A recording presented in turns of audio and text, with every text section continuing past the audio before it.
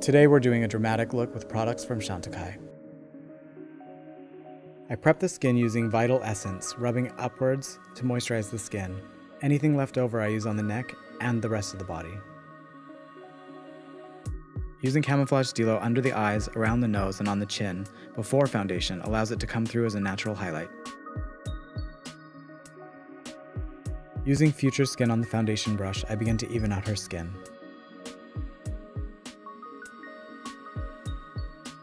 Using the Travel Kabuki, I use a slightly deeper shade of Future Skin on the forehead and under the cheekbones.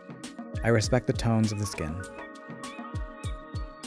Use Camouflage Stylo again on top of the foundation if you need a little more coverage. Using Chrome Luxe in Kenya, I take the darker shade all over the lid and above the crease. Using the blending brush, I push the brush into the eye socket and move it back and forth for perfect coverage. I make sure the shadow is as close to the lash line as possible. Using Soleil on my fingertip, I tap in the middle of the eyelid for a pop of color. Using a clean kabuki, I blend over the foundation just to make it a little more seamless.